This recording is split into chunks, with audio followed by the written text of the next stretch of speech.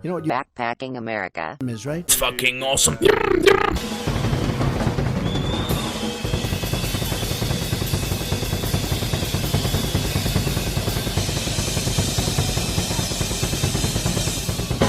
It's Backpacking America, an analytical podcast. Yo. So, we're going to be doing something a little different today. We're going to be looking at Wikipedia articles, and every time an interesting highlighted word or event comes up, I'm going to click that word or event and read the article until another interesting thing catches my eye. And we're going to see how far we can go down the Wikipedia rabbit hole. Now, usually this is more fun with alcohol, but because I'm on a schedule, I unfortunately can't drink right now. So, grab a beer, grab a joint, or grab whatever you want, because this is going to be very fun and will probably make the experience a lot more enjoyable. So, we're going to start with the Wikipedia featured article. And the reason why we're doing Wikipedia today is because it is the 20th anniversary of Wikipedia. It turns out actually donating to them has kept them alive. So, donate to them today. Let's see. So, the Mercenary War, also known as the Truceless War, was a mutiny by troops employed by Carthage at the end of the First Punic War, 2064 to 2041 BC, backed by an uprising of African settlements against Carthaginian control. The war began in 241 BC as a dispute over wages owed to 20,000 foreign soldiers. It erupted into a full-scale mutiny. Full-scale mutiny. I lost my spot. Full-scale mutiny that included 70,000 Africans from Carthage's oppressed dependent territories, bringing supplies and finance. The Carthaginian general Hamilcar Barca initially demonstrated leniency to woo the rebels over, but pursued the war with great brutality after they tortured 700 Carthaginian prisoners to death. It ended in late 238 or 237 BC with a Carthaginian victory. An expedition was then prepared to reoccupy Sardinia, where all Carthaginians had been killed. However, Rome declared that this would be an act of war and occupied both Sardinia and Corsica in a contravention of the recent peace treaty. So I think we're going to go look at Corsica. We're going to click Corsica today, see where that goes. Corsica is an island in the Mediterranean Sea and politically one of the 18 regions of France. It is the fourth largest island in the Mediterranean and lies southeast of the French mainland, west of the Italian peninsula, and immediately north of the Italian island of Sardinia, the landmass nearest to it. A single chain of mountains makes up two-thirds of the island. In 2016, it had a population of 330,455. The island is a territorial collectivity of France. What is that? A single territorial collectivity is a chartered subdivision of France that exerts both the powers of a region and a department. This status has been introduced in Mayotte, I don't even know if I'm pronouncing that right, in 2011, in Martinique and Guyana in 2015, in Corsica in 2018, and in Alsace in 2021. The nature of a French single territory collectivity is set forth in Article 72 of the French Constitution of 1958. That seems interesting. The current Constitution of France was adopted on the 4th of October 1958. It's typically called the Constitution of the Fifth Republic, and replaced that of the Fourth Republic dating from 1946. Charles de Gaulle was the main driving force in introducing the new Constitution and in inaugurating the Fifth Republic. While the text was drafted by Michael Debré, since then the Constitution has been amended 24 times through 2018. The preamble of the Constitution recalls the declarations of the right of man and of the citizen from 1789 and establishes France as a secular and democratic country, deriving its sovereignty from the people. Ooh, let's click on the rights of man. So the Rights of Man was set by France's National Constituent Assembly in 1789 as a human civil rights document from the French Revolution. The declaration was drafted by Abbé Sieyès and the Marquis de Lafayette in consultation with Thomas Jefferson. Influenced by the doctrine of natural right, the rights of man are held to be universal, valid at all times and in every place. It became the basis for a nation of free individuals protected equally by the law. It is included in the beginning of the constitutions of both the Fourth French Republic of 1946 and the Fifth Republic of 1958, and is still current. Inspired by the Enlightenment philosophers, the Declaration was a core statement of the values of the French Revolution and had a major impact on the development of popular conceptions of individual liberty and democracy in Europe and worldwide. The 1789 Declaration, together with the 1215 Magna Carta, the 1689 English Bill of Rights, the 1776 U.S. Declaration of Independence, and the 1789 United States Bill of Rights, inspired, in large part, the 1948 United Nations Universal Declaration of Human Rights. Oh, let's check that out.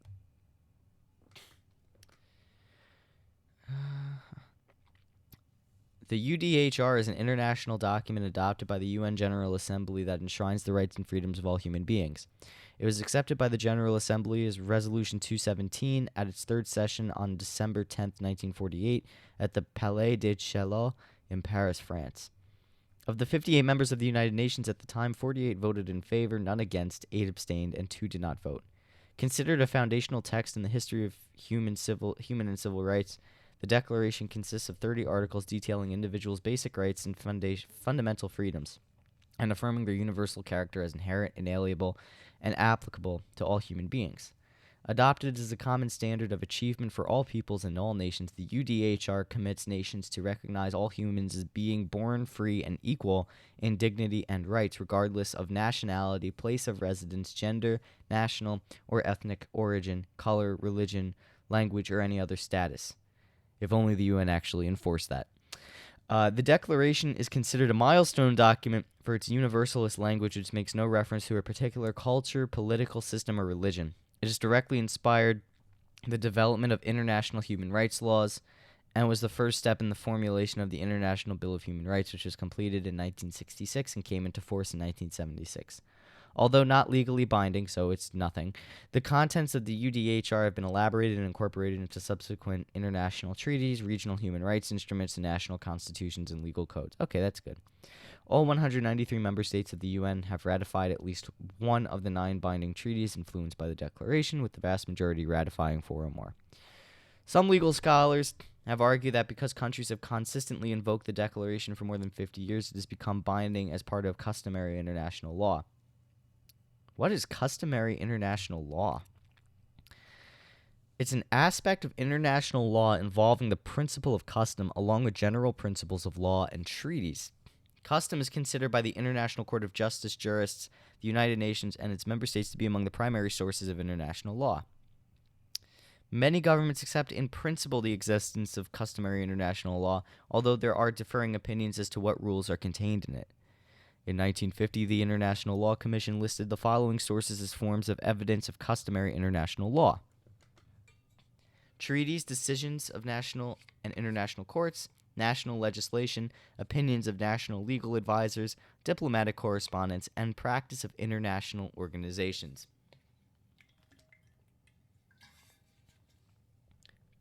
The Commission adopted conclusions on identification of customary international law with commentaries.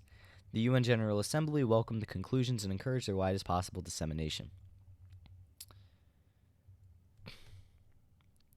The International Court of Justice statute defines customary international law in Article 38(1)b as a general practice accepted as law. This is generally determined through 2 factors: the general practice of states and what states have accepted as law. Opinio juris sive necessitas. There are several kinds of customary international laws recognized by states. Some customary international laws rise to the level of jus cogens, through acceptance of the international community as non-derogable rights, while other customary international law may simply be followed by a small group of states. States are typically bound by customary international law regardless of whether the states have codified these laws domestically or through treaties.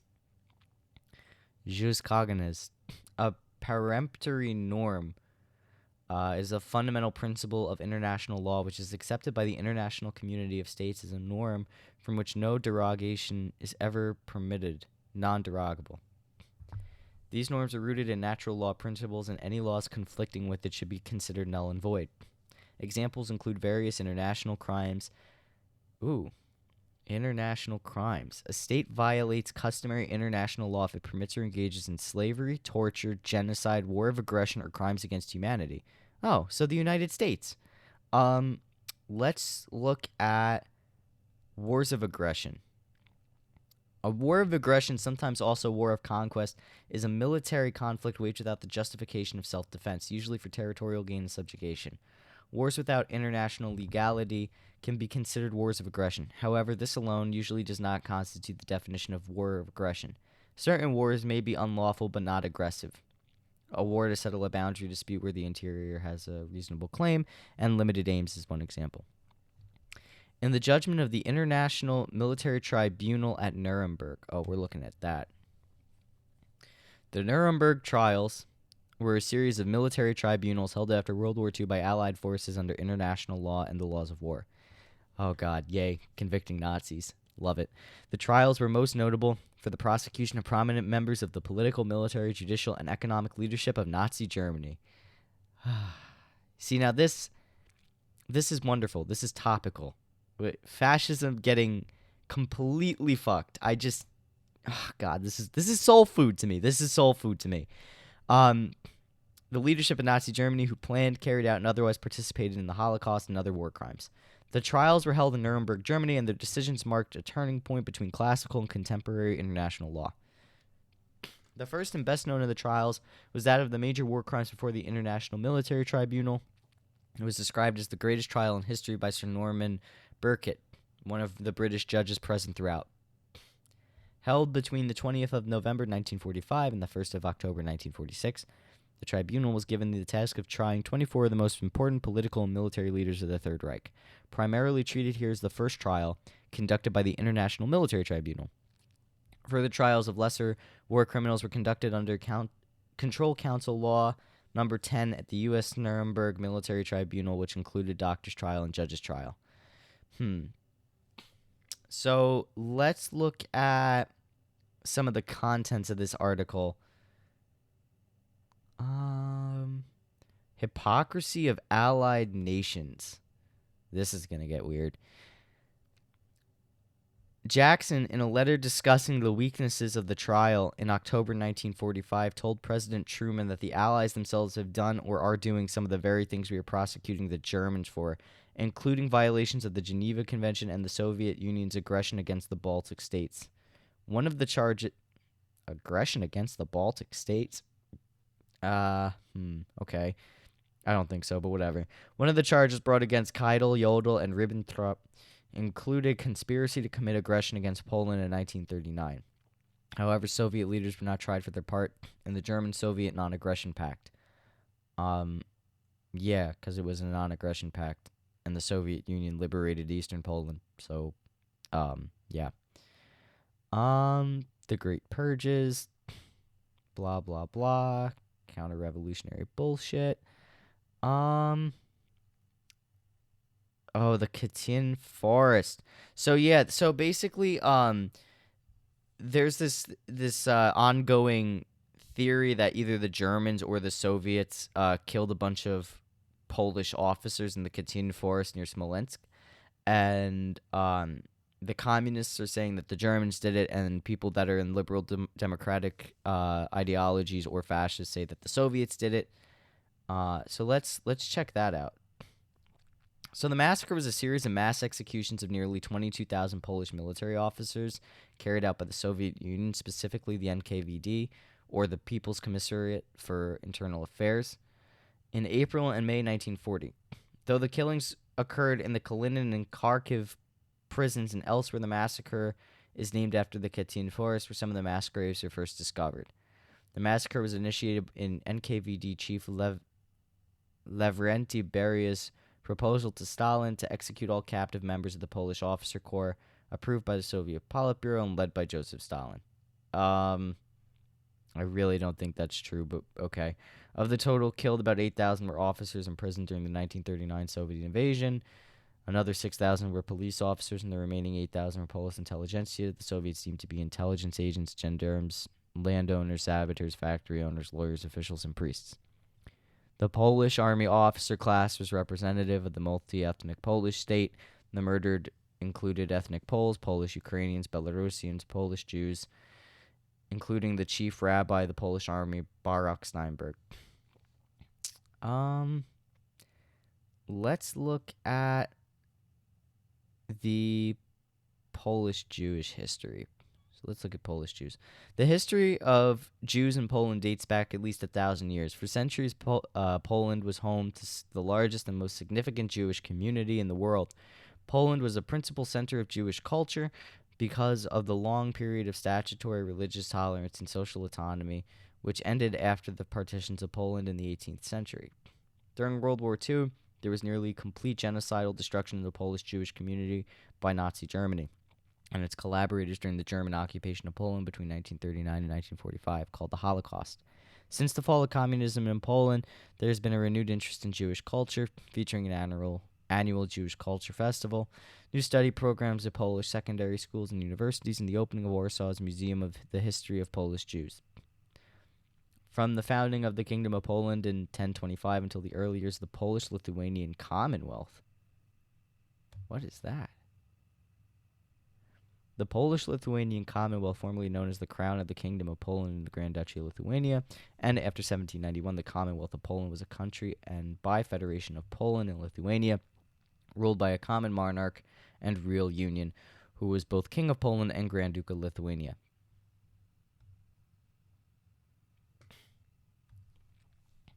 It was one of the largest, most populous countries of the 16th and 17th century Europe, and its largest territorial extent in the early 17th century. The Commonwealth covered almost 1 million square miles, and as of 1618, sustained a multi-ethnic population of almost 12 billion. Polish and Latin were the two co-official languages. The Commonwealth was established by the Union of Lublin in July 1569, but the Crown of the Kingdom of Poland and the Grand Duchy of Lithuania have been in a de facto personal union since 1386 with the marriage of the Polish Queen and Lithuania's Grand Duke, who was crowned King, I'm not even going to pronounce that, of Poland. The first partition in 1772 and the second partition in 93 greatly reduced the state size, and Commonwealth partitioned out of existence with the third partition of 1795. Let's see. Let's go to the contents. Let's go to the contents here. Legacy.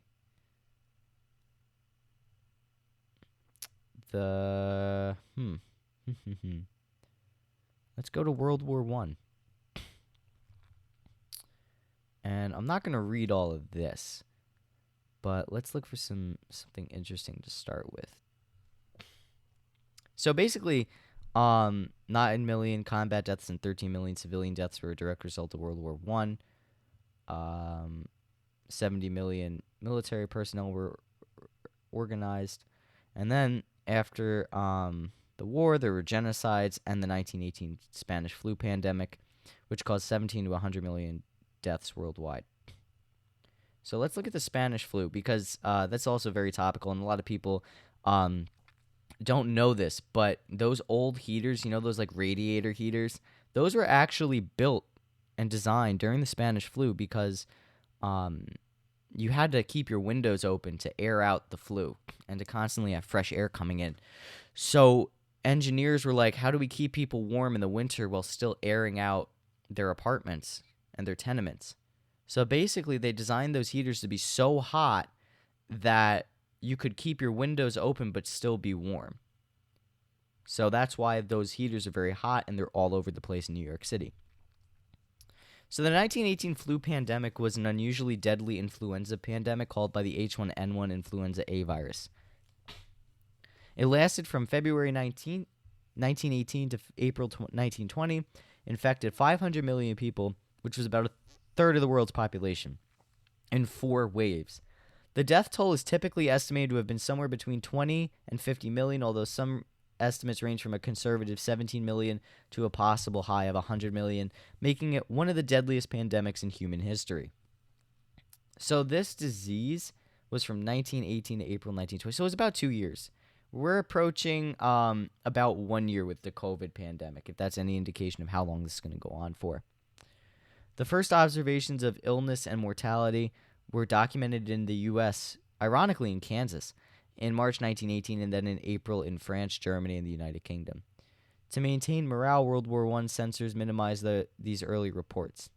Newspapers were free to report the epidemic's effects in neutral Spain, such as the grave illness of King Alfonso the 13th.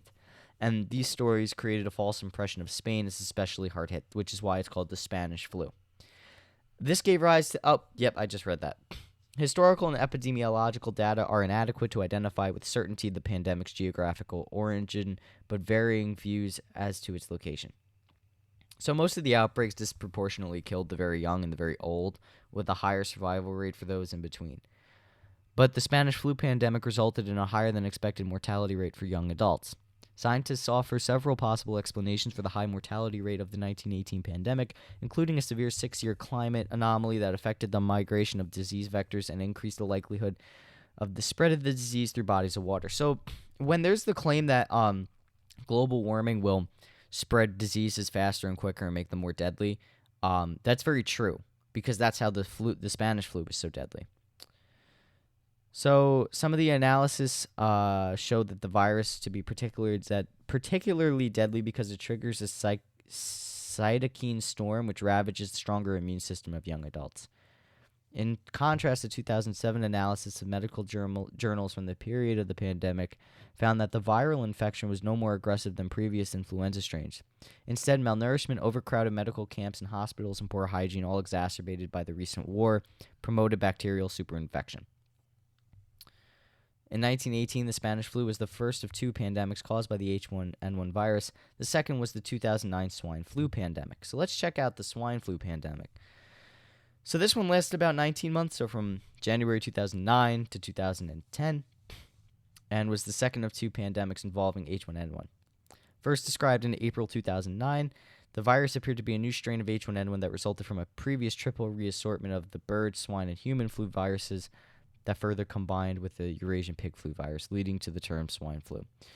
Some of the studies estimated the actual number of cases, including asymptomatic and mild cases, could be 700 million to 1.4 billion, or 11 to 21% of the global population. The lower value of 700 million is more than 500 million people estimated to have been infected with the Spanish flu pandemic. However, the Spanish flu infected a much higher proportion of the world's population at the time, with the Spanish flu infecting an estimated 500 million, which was roughly equivalent to a third of the world population at the time of the pandemic. The number of lab-confirmed deaths reported to the WHO is 18,449, though the 2009 H1N1 flu pandemic is estimated to actually cause about 248,000 deaths. Range from 100, so it could be anywhere from like 150,000 to 575,000, but the middle number is 284. A follow-up study done in September 2010 showed that the risk of serious illness resulting from the 2009 flu was no higher than that of the yearly seasonal flu. For comparison, the WHO estimates that 250,000 to 500,000 people die of seasonal flu annually. Unlike most strains of influenza, the pandemic H1N109 virus does not disproportionately affect adults older than 60 years. This was an unusual and characteristic feature of the pandemic.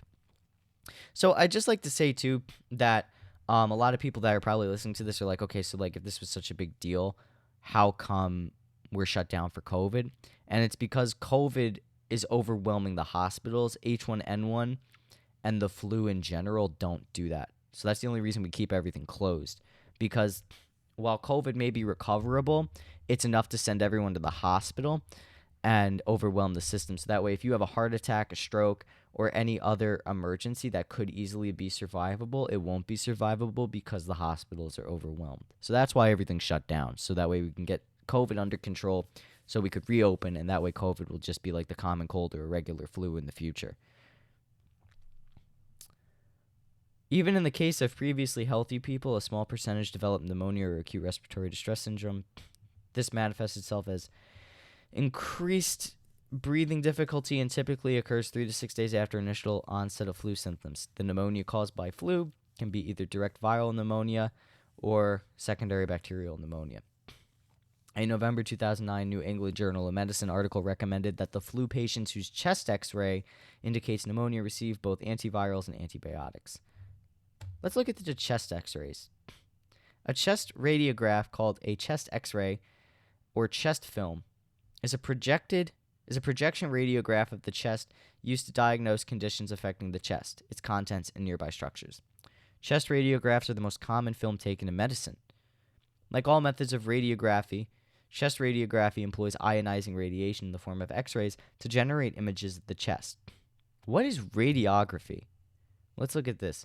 It's an imaging technique, using X-rays, gamma rays, or similar ionizing radiation and non-ionizing radiation to view the internal form of an object. Applications of radiography include medical radiography and industrial radiography. Similar techniques are used in airport security, where body scanners generally use backscatter X-ray. Let's look at the history of it. Its origins and fluoroscopy's origins can both be traced to the 8th of November, 1895. Oh, that's interesting. I thought it was World War I when we figured this out. When German physics professor Wilhelm Conrad Röntgen discovered the X-ray and noted that while it could pass through human tissue, it could not pass through bone or metal. Röntgen referred to the radiation as X to indicate that it was an unknown type of radiation. He received the Nobel Prize in Physics for his discovery. There are conflicting accounts of his discovery because Röntgen had his lab notes burned after his death, but this is a likely reconstruction by his biographers. Röntgen was investigating cathode rays using a fluorescent screen painted with barium plantocyanide and a Crookes tube, which he had wrapped in black cardboard to shield its fluorescent glow. He noticed a faint green glow from the screen and about 1 meter away. Röntgen realized some invisible rays coming from the tube were passing through the cardboard to make the screen glow. They were passing through an opaque object to affect the film behind it. Röntgen discovered X-ray's medical use when he made a picture of his wife's hand on a photographic plate formed due to X-rays. The photograph of his wife's hand was the first ever photograph of a human body part using X-rays. When she saw the picture, she said, "I have seen my death." Oh, that's heavy. The first use of X-rays under the clinical conditions was by John Halls Edwards in Birmingham, England, on the 11th of January, 1896, when he radiographed a needle stuck in the hand of an associate. On the 14th of February, 1896, Hall Edwards, geez, also became the first to use X-rays in a surgical operation. You know, this history is so old, it's actually making my nose congested. The United States saw its first medical X-ray obtained using a discharge tube of Ivan Pulyois? Who is that? He was a Ukrainian physicist and inventor who had been championed as an early developer of the use of X-rays for medical imaging. His contributions were largely neglected until the end of the 20th century. Let's look at the support of Ukrainian culture. Pulyois is also known for his contribution in promoting Ukrainian culture. He actively supported opening a Ukrainian university in Lviv and published articles to support Ukrainian language. Together with Peter, I'm assuming? No, what is this? Panteleimon Alexandrovich Kulish was a Ukrainian writer, critic, poet, folklorist, and translator. Okay, let's see you. What are you critical of? So he was born in 1819 in Voronezh, which is now the Sumy Oblast, on the 14th of February. He died on the 14th of February, 1897, in Montronivka, Glukovsky, USD, Chernigov Gubernatore. Is that... What country is that? Left Bank, Ukraine region. Okay. He was born in an impoverished Cossack gentry family, completed only 5 years at the gymnasium. He enrolled in Kiev University in 1837. Interesting. So what did he do? In the 1840s, he turned his attention to native Ukrainian culture, close to Shevchenko, who was a poet, and the historian Kostomarov, and participated in the illegal Brotherhood of St. Cyril and Methodius, which envisioned a Ukrainian national rebirth, including national independence within a free and equal Slavic federation. Whoa, that sounds cool. Okay. short-lived secret political society that existed in Kiev at the time a part of the Russian Empire. The organization predated the Spring of Nations in Eastern Europe just by a few years. Founded in December 1845 or in January 1846, the society sought to revive the ideals of traditional Ukrainian brotherhoods and envisioned a Ukrainian national rebirth, including national autonomy within a free and equal Slavic federation. It was quickly suppressed by the government in March 1847, with most of the members punished by exile or imprisonment.